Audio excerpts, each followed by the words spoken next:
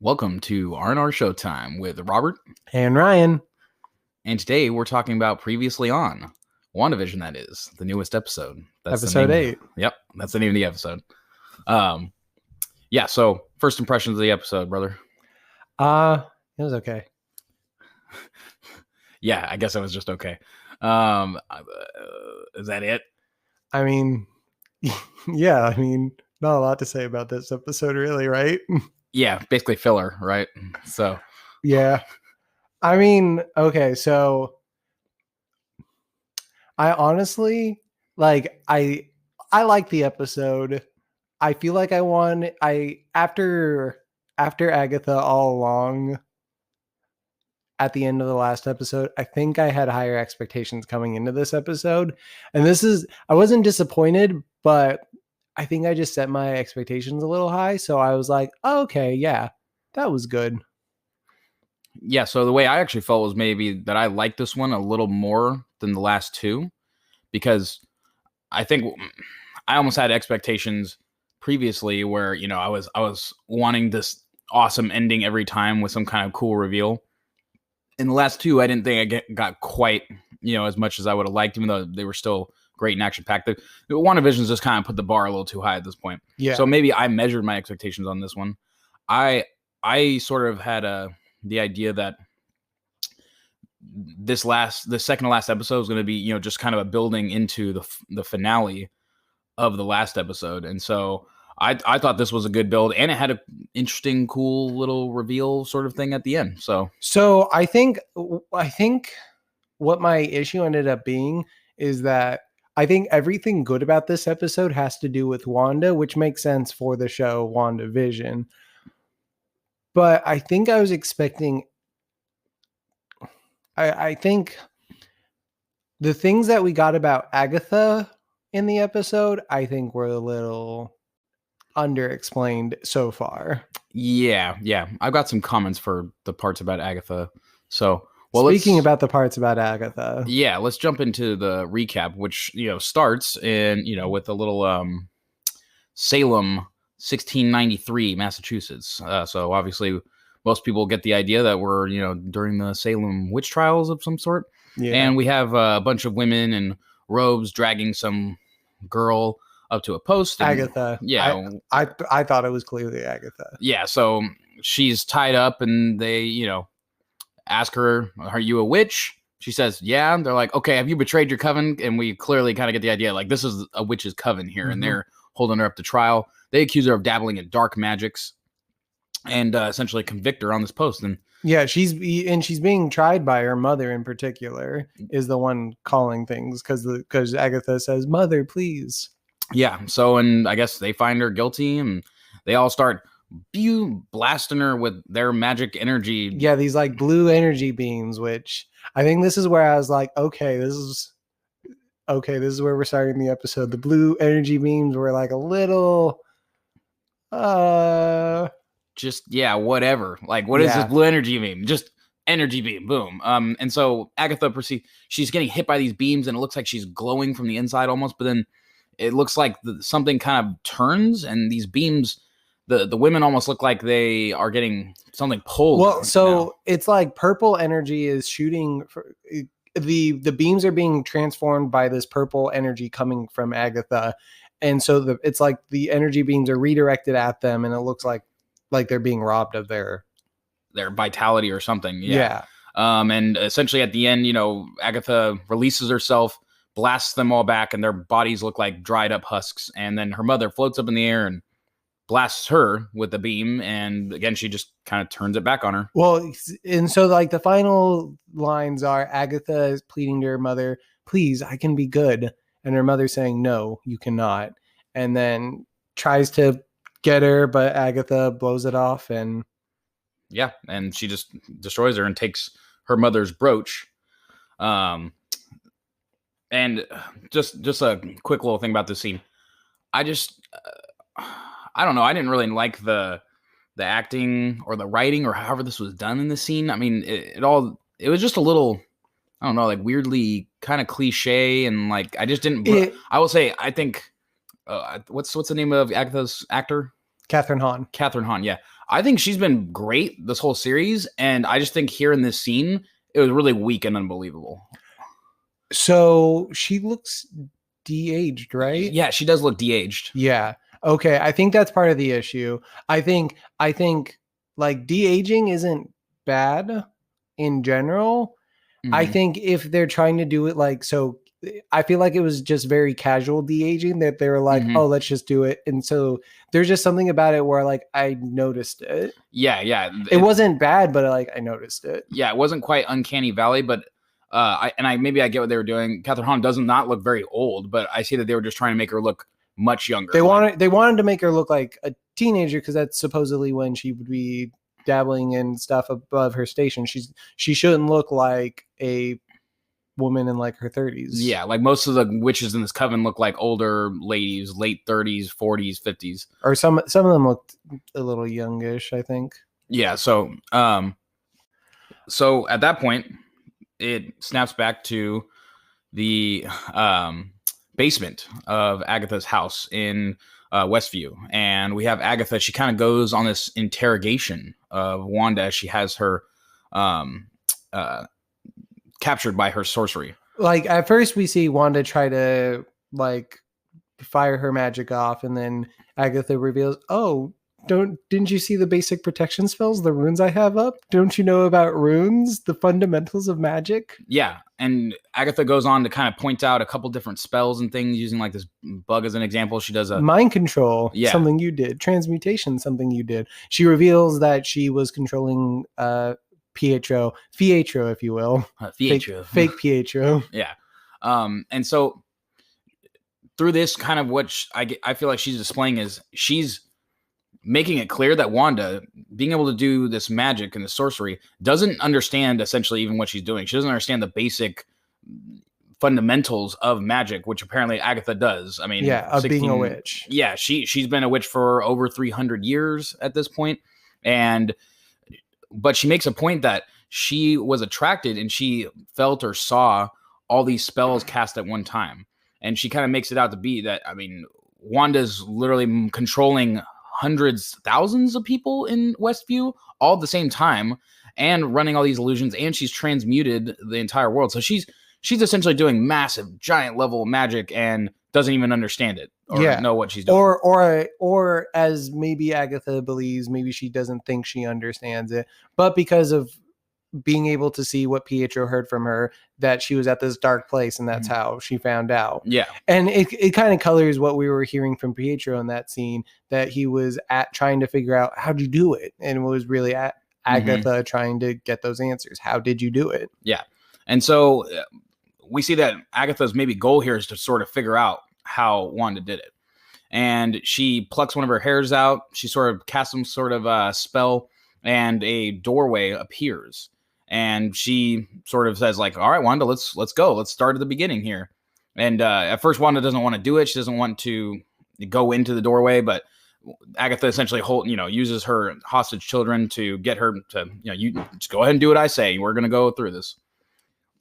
Now, as opposed to the scene before where I just didn't quite like the writing or the acting, I feel like this coming right back, it really just reminded me, though, that was maybe just a singular moment of this episode. Oh, yeah. The second we were back, Wanda is fantastic in this episode. Yeah. And I think Catherine is great. I think that they're both just doing really well in general throughout this episode. So. Yeah.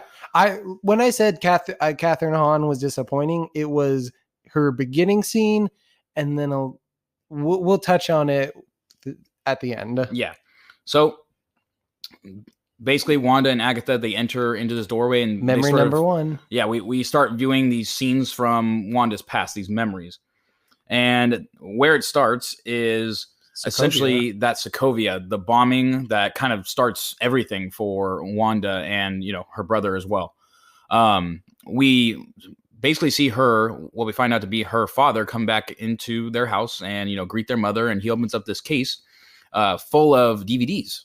DVDs that notably have I Love Lucy, Bewitched, Malcolm in the Middle. I saw Addams Family in there. Yeah. But I haven't seen any Addams Family like reference yet. But, just another, basically just showing, and he says, oh, I'll sell them tomorrow, dear. So we get this idea that he was a salesman. He went and sold, American sitcom DVDs to people in Sokovia. We see little Pietro run in and to call them, hey, you're supposed to be speaking English. Yeah, so apparently on their TV night, a special night, they all practice their English by watching American sitcoms. And so they go, and it's Wanda's night to pick the show, and that night they're going to watch the Dick Van Dyke Show, specifically the episode about the walnut. I guess I've never seen it, but... Yeah, I mean, I don't know any specific Dick Van Dyke shows. Like, watching the episode, as they start watching the episode, I'm like, oh, this is exactly the first episode of WandaVision. If we had ever seen the Dick Van Dyke Show, we would have realized that. Yeah. We are fools. Yeah, exactly. So if there's some sort of bigger connection between that walnut episode and somebody knows about it, drop it in the comments. Let us know. But... so they go on to start watching the Dick Van Dyke Show, and Wanda's just smiling, and they were all having a nice little time. She seems especially transfixed by Mary Tyler Moore's character, and I think it's just something about this happy housewife. Maybe she idolizes that, wants to be that, which we see her becoming that character. Yeah. Oh, and one thing, just before they had started watching, we see Wanda's mother. She's smiling, she's happy that the children are happy. They just look kind of like they're enjoying themselves. But she happens to look out the window, and we can see that there is literally like a guerrilla ground war going on just outside their windows on the ground. I mean, you can see gunshots and men leaping over barricades, and so I mean, while they're taking their little solace and happiness there in their house, I mean, it is not a good place to be right now, apparently in Sokovia at this time. So they're sitting there watching TV, and everything seems to be fine, and all of a sudden, boom. Yep. And their place is destroyed, and Wanda's left reeling from the blast. Pietro calls out to her, runs, try to get them hidden under is it like under like a bed, under a bed couch? Yeah. And they're laying there, and bam, just like we have heard before, a Stark Industries bomb right there on the edge crashes into the room, a little red light blinking on it. Looks like it's going to explode. And Wanda sees the bomb, and then she notices off in the corner of the TV still playing the Dick Van Dyke Show, and she tells herself, it's all at the end of the episode, everything resets, and they realize it was all a dream. And you see her start to reach out, and you hear Pietro say no, and then she's dragged back out, and we see real Wanda again, talking with Agatha. Yeah, note that Wanda actually, when she enters in the room, she literally enters into the scene. So she sort of becomes her younger self, and when she's yanked out from under the bed, she's reverted back into her adult, regular self, and the scene is over. Very, very good editing that in that way. Yeah. And so there, Agatha kind of almost summarizes what she sees, and she... So much trauma. Yeah, but she also suggests that Wanda is a little witch that casts a probability hex, is what she says. But and Wanda says, no, it was just defective, but we didn't know that. And so we were trapped there for 2 days. Yeah, so we're left to kind of wonder a little bit here. I mean, maybe she was. Maybe she was some kind of born witch and had some minor magic, and she was the reason the bomb didn't go off. I mean, she's just a little girl, and obviously she maybe didn't know what she even did, and so that's how she remembers it as an adult. But maybe there's just a little more there. I mean, we have to... We're under the impression, at least by the way Agatha is dealing with Wanda, that probably she is maybe a natural witch. And the next memory that we see is what basically taps into her potential. And at least that's how Agatha explains it. Yeah. And we see another doorway open up here in literally this set piece of where she's in the blasted Sokovian home. And Wanda says she doesn't want to go back to this memory, but Agatha urges her on. She says, you don't really have a choice, hun. So we enter into the next memory, and it seems to be Wanda's experimentation when she had volunteered with Hydra. We see her, and like she looks almost, kind of a little malnourished, a little dirty, pale in this operating gown. Black hair. Yeah, her black hair, which, to note, her hair is dark black when she's a young girl. So is her brother Pietro's. And her hair is dark here as well. When they first enter the scene, we hear Agatha say, "Oh, so after your parents were blown up, you decided to join a terrorist squad bent on causing chaos in the world and what have you." And Wanda just replies, "We wanted to change the world." Mm-hmm. Well, she enters the room, and there on some sort of fixture is Loki's scepter, as we've seen it before in Age of Ultron and the first Avengers. She enters the room, and there's men looking through this viewing glass and sort of studying and reading. And they even mention that no one survived in direct interaction with the scepter before. As Wanda enters, it would seem we see the crystal of the scepter release from the scepter and float into the air, and then begins to approach her. And as it begins to approach her, she reaches out to touch it, and the crystal, it explodes, and within it we can see the yellow Mind Stone revealed. And the Mind Stone, it begins to blast this energy out, and it's sort of blowing her back, but she sort of like comes and comes towards it more. And as she's looking and peering into the bright energy of the Mind Stone, we see some kind of shadowy figure is coming out of this energy, and the glow just becomes overwhelming, and it just blasts Wanda back, and she falls to the ground.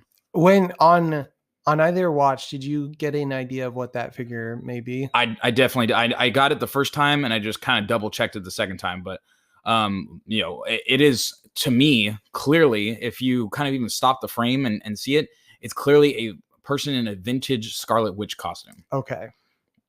Did you see that in your first try, or did you know what you were looking at? I don't know what the vintage Scarlet Witch costume looks like. I just I presumed it was the visage of the Scarlet Witch. Yeah, which if you need a reference, it's her Halloween costume. Yeah, her Halloween costume. Yeah. So you can see the forms of almost this horn-like protrusion from the head, and you can see a cape in the background, and even like where her boots are coming up.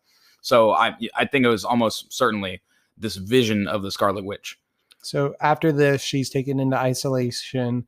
In isolation, you can see her watching the Brady Bunch, again, reinforcing the sitcom, sort of being used as a place of comfort for her.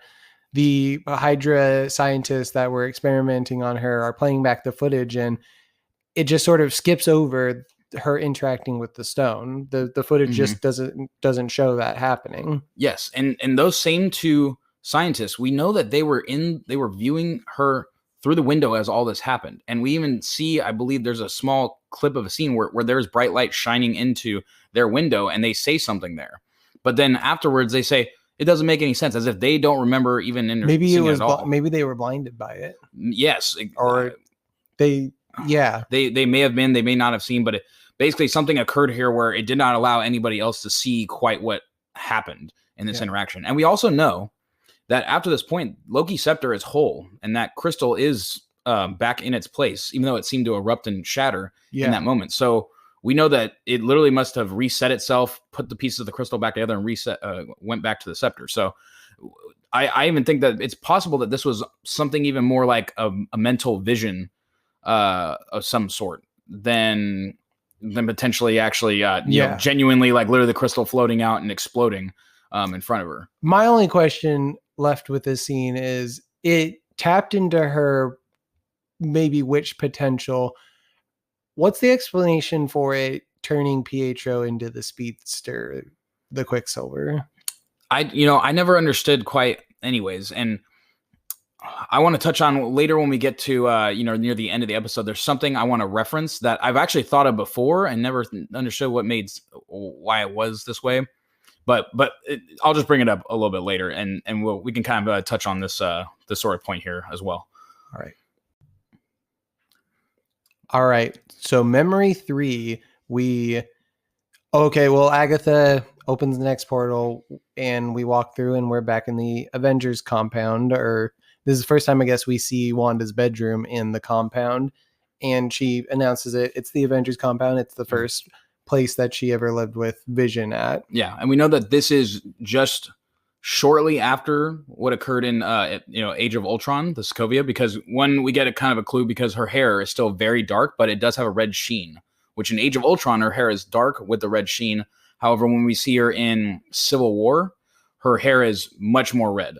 So I think it's kind of, there's just a little bit of a clue that this is when she initially moves into the Avengers compound. Well, I mean, we know because she's in the Avengers and she's talking with Vision and such. Yeah, I'm just, noting more like timeline wise when this scene occurs. So she's watching TV. It's Malcolm in the Middle. And then she says, Vision. And then Vision apparates through the wall and says, I didn't mean to intrude. And she says, you didn't? And the funny little banter of him like, oh, well, yes, I'm in here now. Well, do you want me here? And she sort of pats the bed for him to come sit next to her.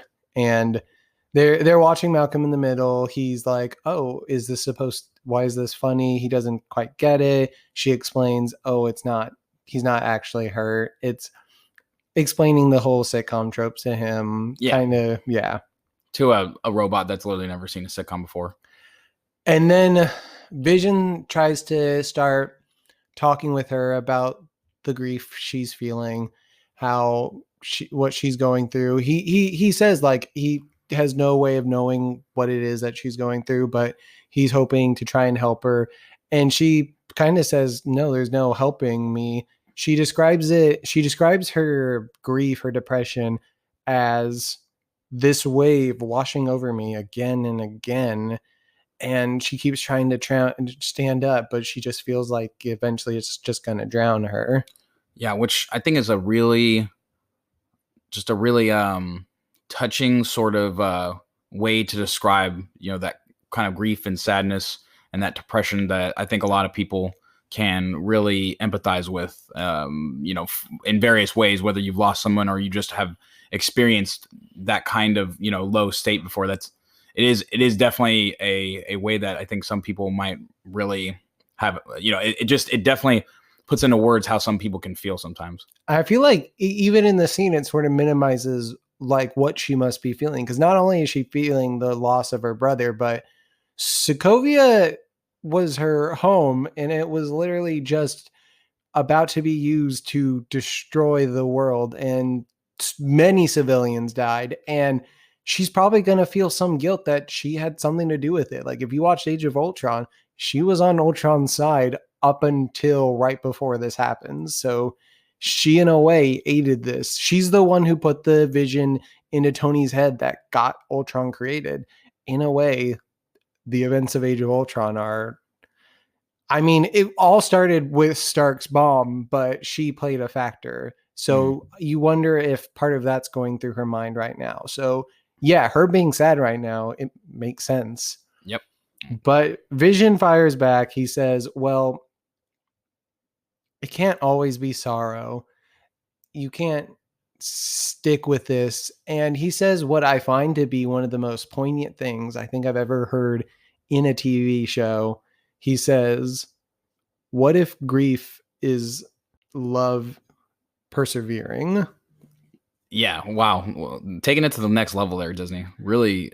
Yeah. Just what a statement. Like I was just kind of caught off guard. Like this scene is like when I said I was underwhelmed by this episode, I'm not talking about a scene like this. It's sort of how the episode is framed at the beginning and to a lesser extent at the end, but somewhat at the end, that this like true core character moment of not only Vision in Wanda, but also just like sort of hitting at the themes of this show, kind of being about dealing with grief and how the entirety of WandaVision was, it was an expression of grief, but it's hard to say that it wasn't an expression of love for Vision. Yeah, absolutely. That's well said, brother. Yeah. Yeah. So this is a good scene to me. Yeah. So I think this scene, it just really, it does that. It makes such excellent kind of, thematic points, and it just establishes really the origin of Wanda and Vision's relationship. Yeah. So many people like to criticize that they weren't established within the movies. And some people may be like, well, you wait until episode 8 of WandaVision for us to get this set up. Like you didn't need to know that they had this scene, but knowing that this scene happened just it's it's great. And to be frank, this scene doesn't really fit just anywhere. I mean, if you put this scene in, I don't know, if you put it at the end of Age of Ultron, or if you put it in, if you fit it somewhere, right, in the MCU, it has way less impact. Yeah, it would have felt ham-fisted. It would have been like, oh, so they're just trying to set up Wanda and Vision being together. Yeah. Or yeah, I think this scene is perfect. And now it as an after effect, really sets up the foundation of their relationship. And clearly, I mean, we get enough of it in Infinity War, where we're seeing their connection and how much they cared for each other there. But this definitely shows us where it's really born from. So I mean, I think this scene is well placed, and I think it was fine that it didn't come up till now. If it would have just been, it would not have been nearly as impactful if it didn't come here. So yes. So at this point, Agatha has the core source of her trauma. Agatha has where her power came from, and Agatha knows exactly what place she was in once Vision was gone. She lost her parents, her brother, and Vision. And Vision was the thing that helped bring her back from the edge the last time she was wading through the darkness. So at this point, she says she has a sort of a theory of what's going on, but she just wants to plunge through the end. She wants to know. She kind of, at this point, she's sort of interrogating Wanda to tell her what happened, what really happened. And at this point, it's like Wanda is beginning to remember, because she says that she sort of doesn't remember what happened, but now this time Wanda sort of opens the last memory, and she sort of charges in headfirst into Sword. So memory for Sword headquarters. Yeah, and I believe Agatha even says specifically before she comes out, or this, I'm paraphrasing, but so what happened when Vision wasn't there to bring you back from the darkness? Yes, that's what she said. Yeah. So we have Wanda, and she's storming into Sword headquarters. We even have this kind of like tense music, like dump, da-da-dum, dump, dump, and we think, oh yeah, this is that scene where Wanda, Hayward showed us that Wanda, breaks into Sword headquarters and steals the Vision's body, right? Yes. So really, I mean, now we see maybe what was the truth of it. Wanda goes up to the desk and says that she wants to see the Vision's body. She doesn't storm in, and after the guard says, no, sorry, man, we can't do that, eventually gets a call, and it seems that the director gives her the okay, have her head back. And yes, she does sort of do a little boom and pushes the door open instead of waiting to get buzzed in. Yeah. Which, I don't know if this kind of just a little bit of frustration, or she's just showing off, being a little intimidating herself. But I almost was kind of like, was that really necessary, Wanda? Come on. Like, it's interesting. The first time I watched it, I was just like, oh yeah, she's just in the moment. The second time I watched it, I was like, did they just do this to like add to the footage to make it look like? But that was a thought that I had the second time. The first time I was like, okay, yeah, she's heated in the moment. She's already upset. She's not going to wait to be buzzed in. So it worked for me. Yeah. So we get her, she blasts her little door open, not like crazy explosion or anything, and then we have her, marching down the halls, and she gets to the director's room, and then she enters and meets Hayward. And Hayward, honestly, kind of receives her pretty well and peacefully, and says, hey, so I hear that you're here to see the Vision and to take him home.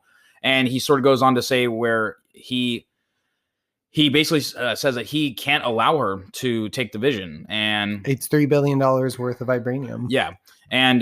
But he says, but I am going to allow you to see him. And he basically points, literally his window is viewing this operating room. So again, in that footage, the window that she's breaking out of is Hayward's office. And she's looking down, and they're literally cutting him and pulling him apart, and pulling pieces out of different things, and and she dismantling him. She when she realizes what's happening, she says, "Stop, no!" But then he sort of talks her into describing what's happening. He's been cut up. I feel like the first time I watched it, I didn't catch it the second time. I was a little distracted. I think he says something about, "Did you come here to try and bring him back to life?" Yeah, he basically makes a statement, again, I'm paraphrasing, of it's interesting when the only one that can bring him back online, or to life, comes here.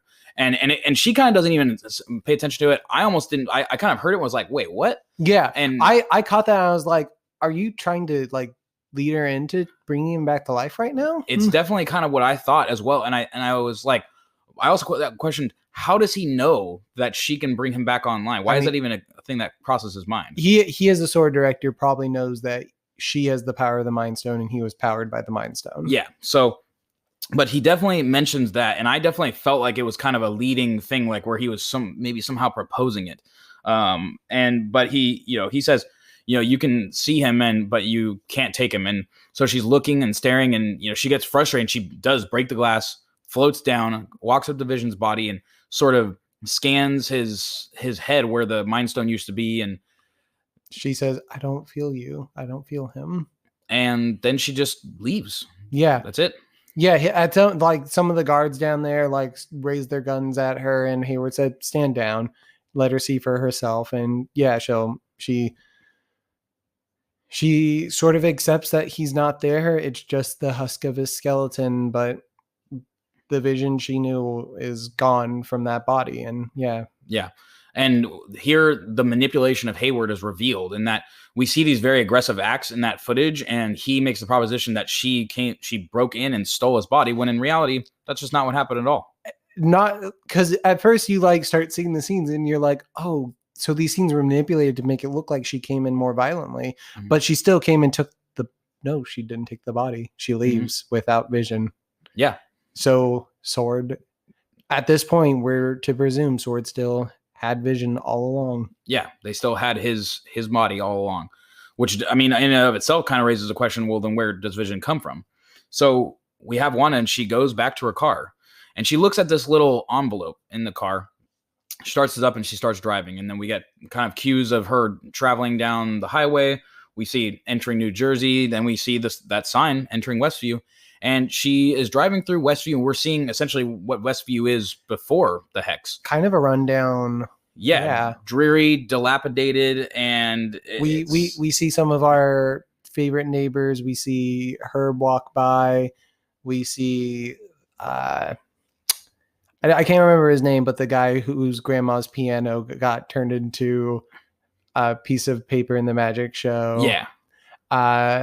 Deborah Jo Rupp's character sitting at like a coffee shop, the delivery guy that was in every episode delivering a pizza, like little cameos as she drives through the town. Yeah. And you definitely get this clear look on all their faces of just kind of like dissatisfaction. Yeah. Like they're all, none of them seem like particularly happy. Yeah. They don't look like they're living their best lives.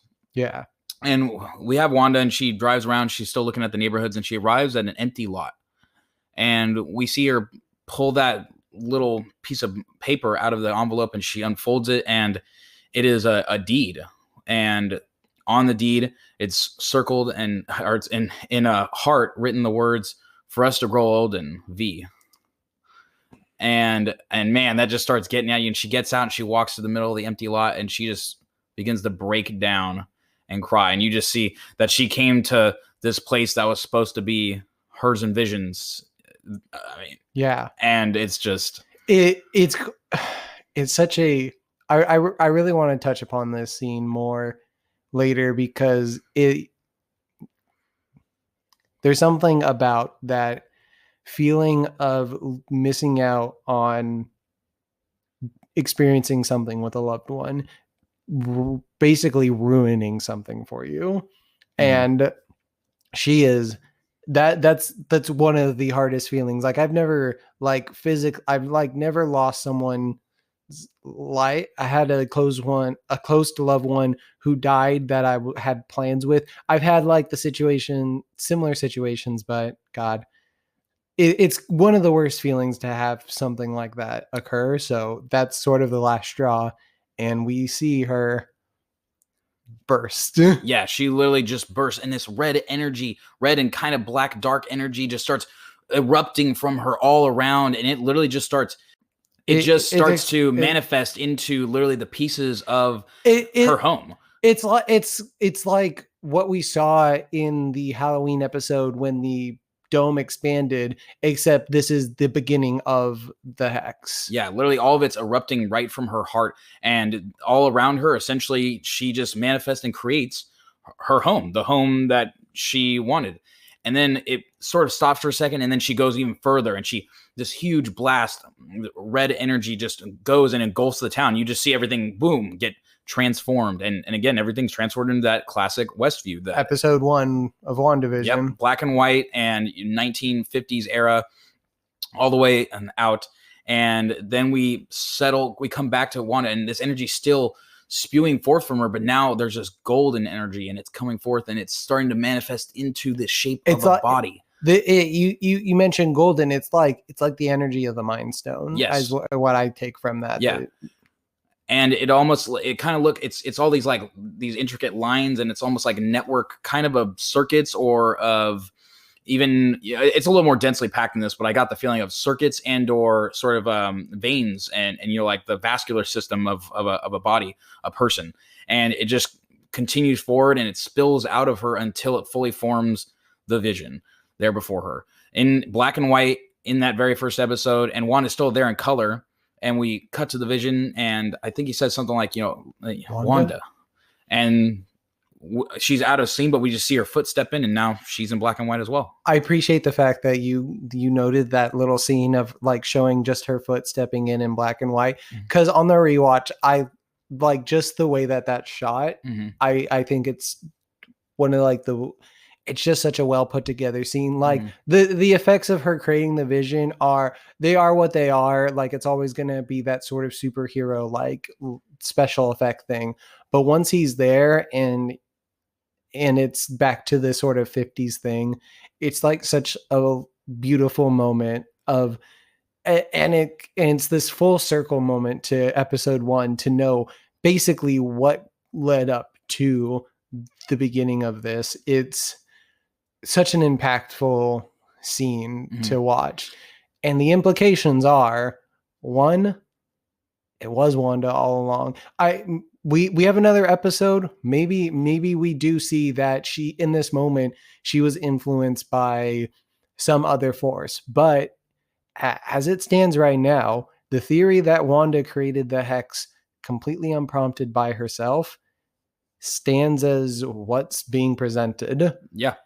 And this Vision, the reason why the gum made him all goopy earlier, the reason why he couldn't leave the Hex is because it's not Vision. It's not the physical Vision. It is what we can assume is the manifestation of, if her powers come from the Mind Stone, she carries something from within it. It's literally a manifestation of those powers and of her memories and of everything that she can manifest as the Vision. We see that, it forms a real body of him, but really it's the energy almost of Vision, what the Vision comes from. When in Avengers Age of Ultron, when the Mind Stone is placed onto Vision's body, we see literally those yellow lines flow into that body, and it's almost like it's placing and manifesting what the Vision is within him. So this is almost that energy. Yes. And I kind of want to believe, in a sense, that so in Infinity War, before Thanos kills Vision, Wanda is the one that destroys the Mind Stone. But maybe in that moment, as she's destroying the Mind Stone, a little bit of what was Vision in the Mind Stone stayed with her. So maybe what she's or maybe all of her experiences with Vision were him. The love of him stayed within him, and that's what's creating this Vision. So maybe it's an authentic Vision in that sense. Yeah. And we do know at the end of Endgame, she does specifically mention, that no, they know, when she's talking to Clint, and really referencing Black Widow and Vision, them both having passed, and that she says that they know, and that might be, again, a part of Vision still being within her. And in some way, because Black Widow is, she was taken to whatever place the Soul Stone takes you when you make that sacrifice in some way. So maybe, again, even a connection between the Mind Stone, the Soul Stone, or maybe that they're just, it's maybe just even a reference that they've gone into a better place, and that they both are still kind of there watching over them in some way. Indeed. But yeah. So back to the episode at hand. But that's not it.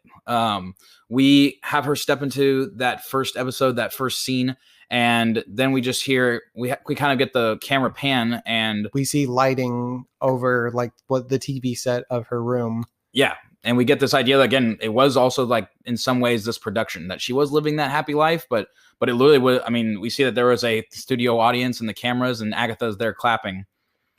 Yeah. And I can't remember exactly what Agatha says. I didn't write that down either, but she basically, she says something. It's like, "Bravo, dear. Yeah, really nice." And then she just snaps herself out. And Wanda's brought back to reality by the sound of her kids. Yeah, and she rushes out of the door to this little set piece, and this door leads her back out into the front door of the house. Yeah. Yeah, and she's outside, and we see Agatha there now. Before, she was in sort of this little, very still kind of modern attire, just a purple shirt and black pants, and then the little brooch around her neck. But now she's in this almost very typical kind of picturesque sort of witches, tattered sort of gown thing with this purple energy flowing from beneath her and from her hands, and these cords that are wrapped around both the boys' necks. She looks like she's flying around like the witch from that Scooby-Doo movie with the Hex Girls. Yeah, or like from Hocus Pocus or something. But because her bottom half is just like a spirit, is like just like apparating spirit beneath her as she's flying in the air, and her purple tendrils are holding the kids up by their necks. Yeah, and she goes in to make this statement. She says something, you're supposed to be a myth, a legend, right? Capable of spontaneous creation. Yeah, and Wanda says, let her kids go, and the boys are holding on their necks, trying not to get choked out, and she says, I know what you are now. Yeah, you, and she also mentions you're a practitioner of chaos magic. Yes. And then she says, you're the Scarlet Witch. And end credits. End credits. And and that is the first time that we in the MCU the words the Scarlet Witch are ever said. Again, we all kind of get the idea, being viewers of the show, that Wanda Maximoff is supposed to be the Scarlet Witch. We know that character is her, but no one's ever said that in the MCU. And for legal reasons prior to this, but now for plot reasons, it has been revealed. Yeah. And now, one more thing that's pretty key. Did you see the after credit? Yes, of course. Yes, I did. Okay, both times. Yes. So after credit scene, this is pretty key to what we're going to be able to talk about. We go back to Sword headquarters, which is now further out from the Hex this time. Yes. Not headquarters, I would say. Sorry, their mobile base that in the view of the Hex. We saw this base a little bit in the last episode as well. Yeah, and we have Hayward talking to one of the other, Sword, officials or military people.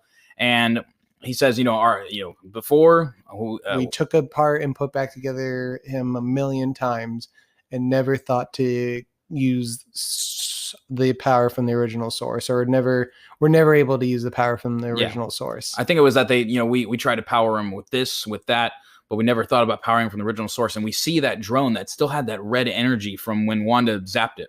Yes. I the second I saw it, I was like, I knew this was going to come into play. I knew, like, the fact that it had that shining energy. I was actually surprised. Like, I don't know if it was shown to have been saved when she moved forward the Hex. Yeah, that's what I was thinking too. I mean, she threw it down on the ground, but they brought it back in at, like, you could, they had it like on a table being looked at in the following episode, but in that same episode is when the Hex was expanded. So at some point, I guess Hayward, however they explain it, they got it out. Yeah, they got it out, and now they have it there in this base, and we can see that something is drawing power from it and then transferring it into this case holding the Vision's body, which has now been reconstructed and now looks much more there's no color to it now. Like the red and the different shades of gray are gone, and it's really just this metallic, like palish bluish. Yeah. And we see energy flowing into it, and it seems as if he is activated. The Vision literally begins to move, and he looks at his own hand with these dull, lifeless, but lit eyes. And that's the end of the post-credit scene.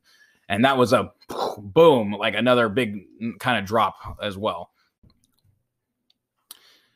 Yeah, so let's discuss a couple points from the episode. I don't know if you have any you want to touch on, but one that I had referenced we would get to a little later was you had asked about how Pietro gets his speed powers from the Mind Stone, right? And that's something I always kind of thought was a little weird as well, in the fact that they use the Mind Stone to manipulate. But I think in some ways I would. This is the best way I can explain it, is that the Mind Stone, in some ways, is enhancing mental brain qualities that change their. I get that. It's more the idea that the Mind Stone killed everybody before Wanda, and then it worked, and then it tapped into Wanda and Pietro, and then apparently didn't work on anyone else up until the point that they were unleashed and the scepter stopped being used for those experiments. Yeah, I would like to think that if Wanda had some kind of special bloodline that let her be something like a witch, that maybe Pietro, I mean, they're twins, so they share some kind of connection, and somehow, he was able to not be destroyed and, get those abilities from the experimentation. We don't quite get that, and I think maybe Disney's fine with just kind of letting it be glossed over. But one thing I want to touch on is that, and I've thought about this before, is that Wanda's powers, right? They come out as red. They manifest as red powers. We saw that those witches, they had blue energy, and that Agatha had a purple energy.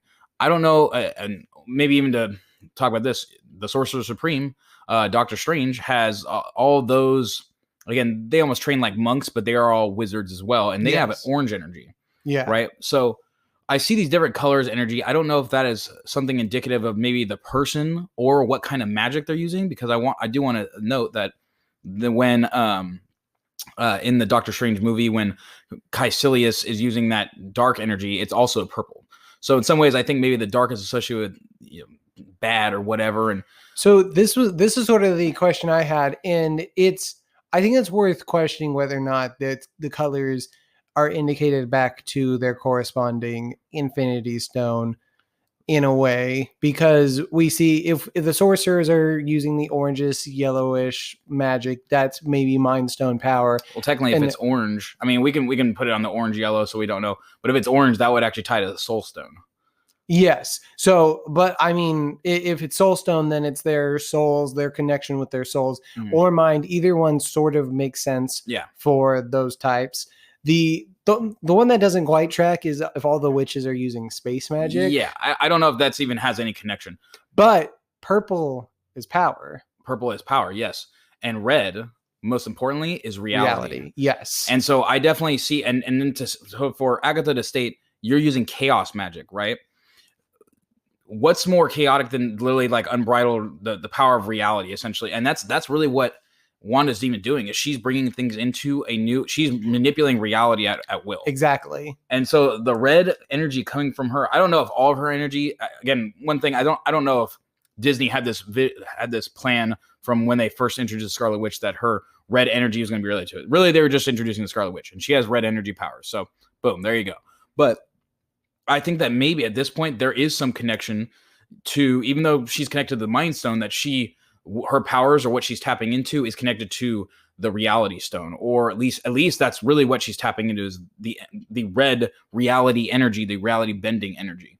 And so that, because what we see is literally a burst of red energy that is literally manifesting and changing all the things around her, bringing things into being that weren't before. And that's, I mean, the only time we literally see Thanos basically do that. They're using the Reality Stone. Yeah, when they get catch up to him on Nowhere in the Infinity War, he literally made all of Nowhere not look like a destroyed and blasted, burned down husk, which is what was real, and literally looked totally fine, as if what they were expecting. He was able to fabricate the Collector, who was not there. He was able to make him seem as if he spontaneously created this person. Yeah, and he made himself, because they had made an attack on Thanos and thought that they killed him, and then they just were completely wrong.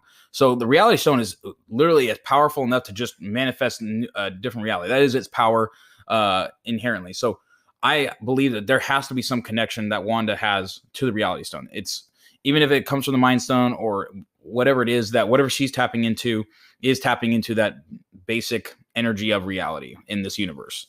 So, I mean, yeah, that's just something I've even thought that before. I mean, yeah, the question was always how the Mind Stone tapped it, but we can just say that it's Infinity Stone magic crossed with potential within her. Yeah, and they said that Darcy identified that the energy here literally is energy from creation, and we know that the Infinity Stones are literally just the concentrated versions of different aspects of the universe that literally came from the original Big Bang, and that's explained to us in Doctor Strange by his the Asian fellow that's his name. I don't remember. Yeah, damn it, I can't remember his name either. But you, him, he explains the whole thing. So, or does he explain it in Doctor Strange? Or I think maybe he explains it in Infinity War. He explains it all of them right when they meet up in the beginning. Yeah. Nonetheless, we know that it all does come from kind of the same place. So there's some crossover. And so speaking of that, Agatha says you're using chaos magic, and that makes you the Scarlet Witch. So we see that the Scarlet Witch is not just the title of a superhero in the MCU now.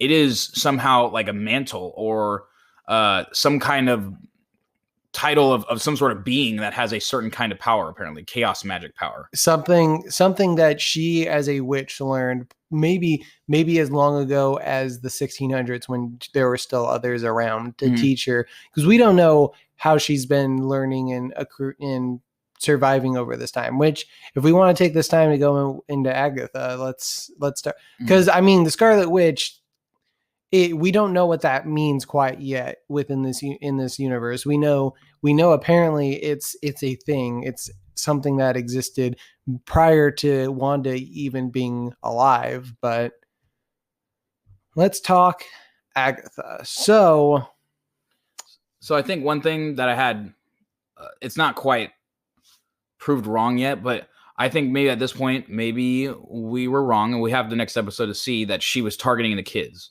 I think really the kids at this point are now just a way to get to Wanda, and that Agatha was really attracted. She really says when she saw or noticed or felt all these spells cast at once, she had to figure out where it came from.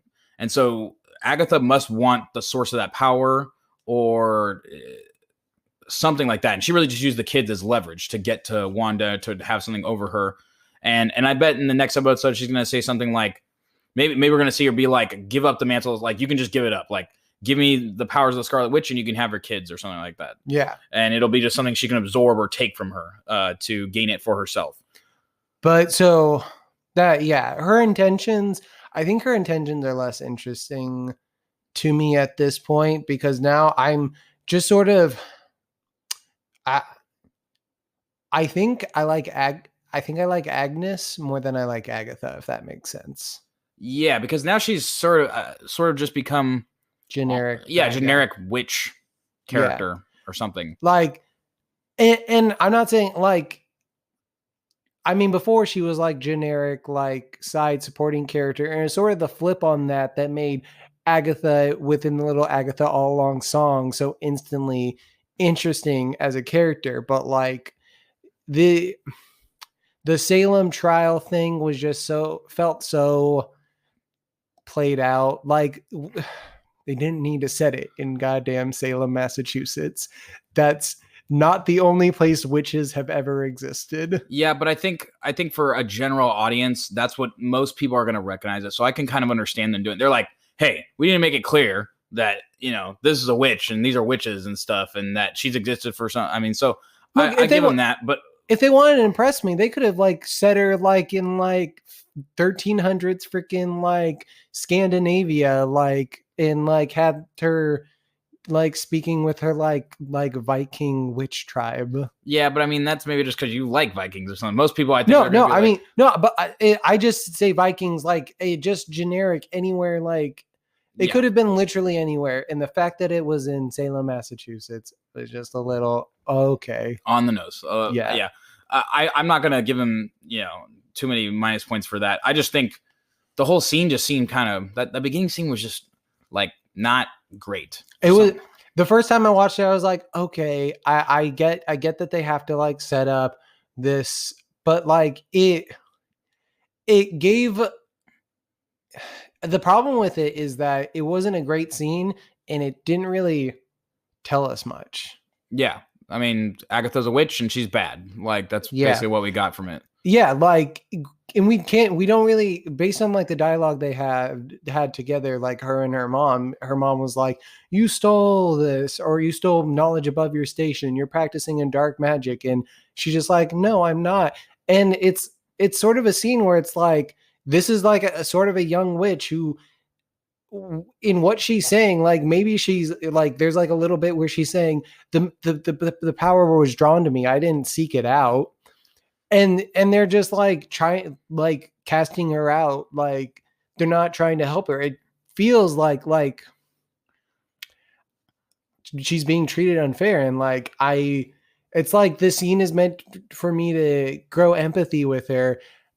But then there, I just want to say that going on what you're saying, there's points where she just kind of almost flip flops, and she's like, maybe the power just bends to my will or something. And I was like, is that her being like evil or saying that she's evil now? Like, she definitely makes a little comment like that. And I'm like, wait, what? Like, are you innocent and trying to get free, or are you like actually just kind of like bad here? Like, yeah, but then she says, I can be good. And her mom says, no, you cannot. And in that moment, I was like, I think she could be good. I don't believe the mom. The mom seems like the bad guy here to me. Yeah. And honestly, the other thing about that scene is that it seems unclear what's even happening. They're shooting her with these blasts. I'm like, okay, are these blasts like meant to destroy her? Like, why doesn't it just destroy her immediately? Why are they shooting her for so long?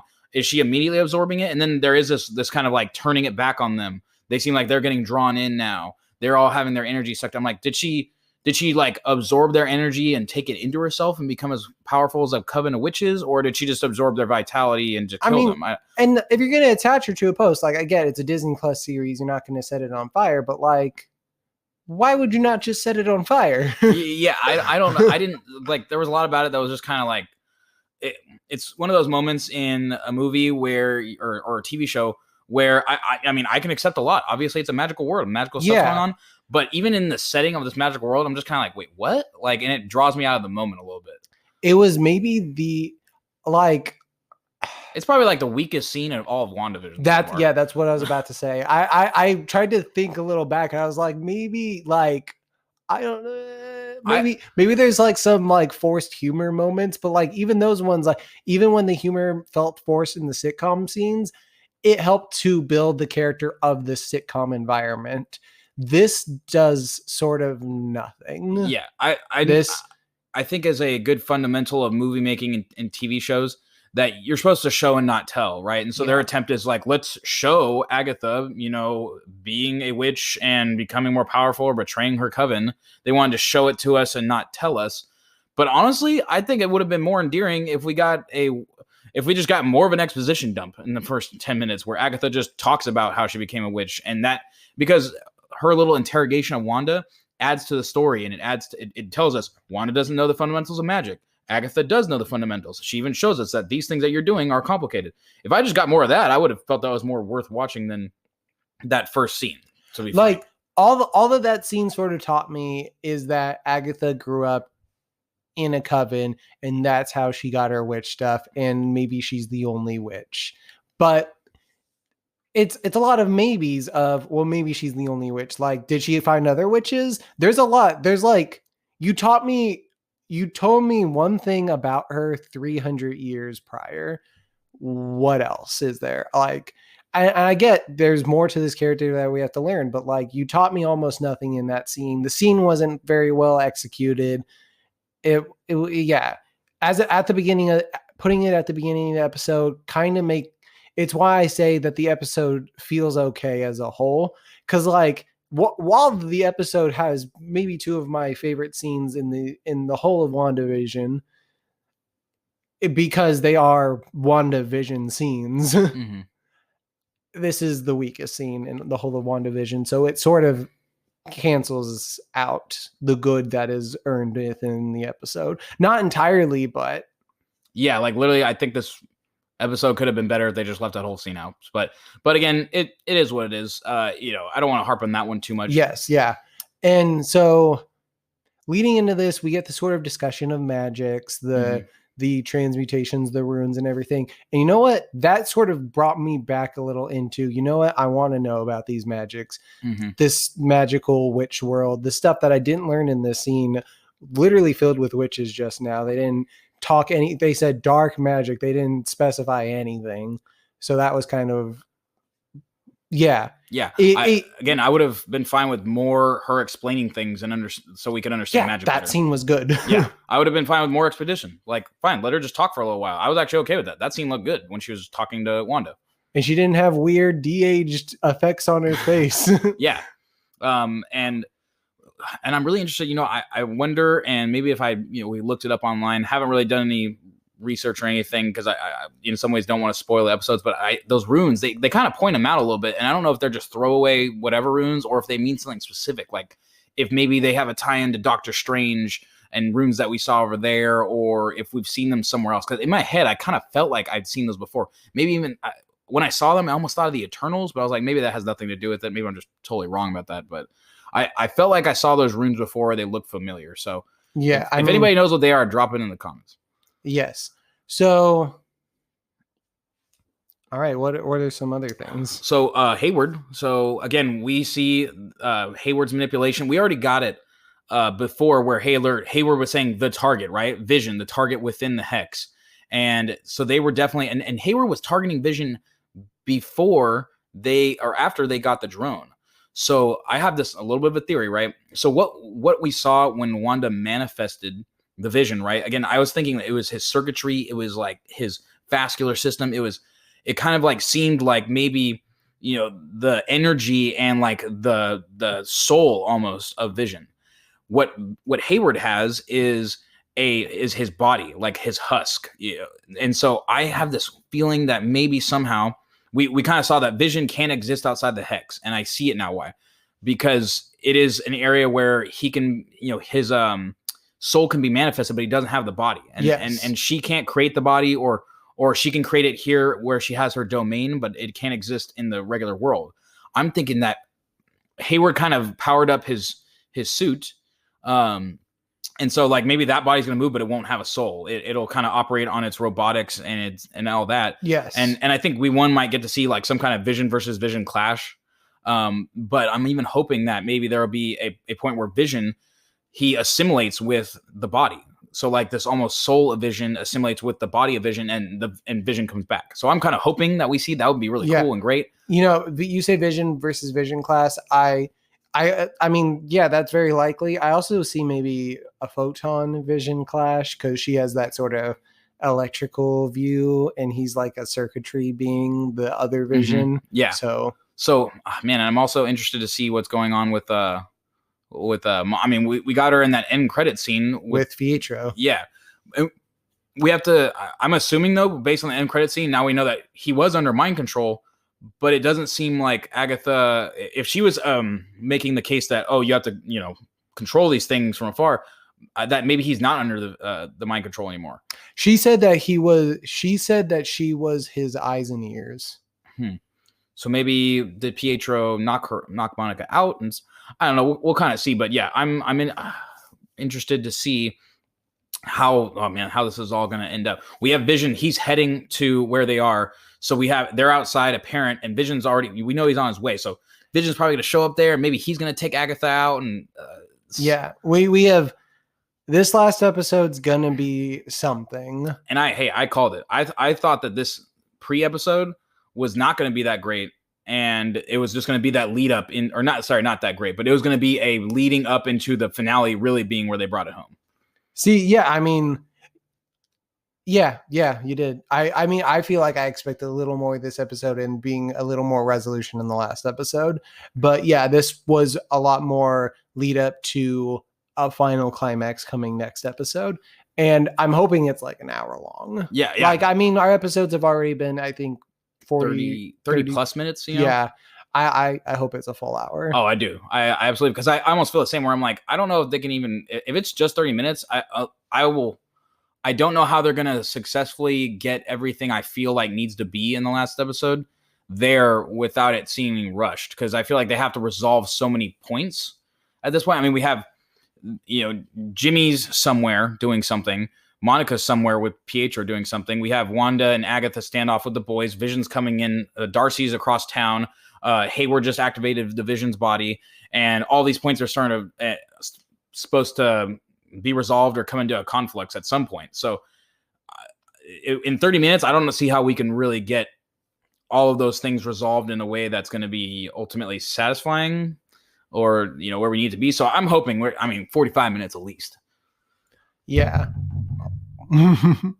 Hoping for, I mean, I'm if it's under an hour, I'm going to be disappointed. But 45 minutes, I guess, will do. Yeah.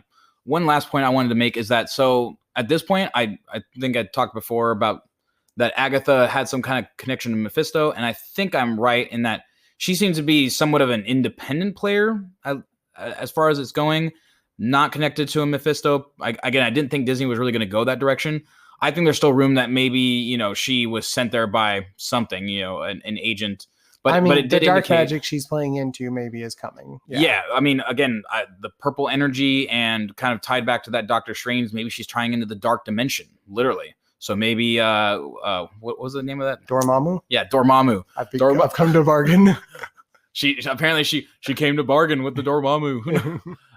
So maybe she is kind of an agent of Dormammu, being a big entity that could be a threat to the MCU and the universe and all that. Or maybe it's going to play into one of the bigger enemies that's coming forward in the MCU and in the preceding movies. So yeah. But I guess we'll see in the finale. Yeah. So another look to the future. Something that I found out casually while I was online was that the superhero names of the two boys of Wanda's two sons, that they would grow up to be superheroes, young Avengers. And I don't know if we want to talk too much about those characters. I mean, I didn't get a whole lot on them. I just learned their names, Warlock and Speed. Was it Warlock and Speed or was it Wiccan?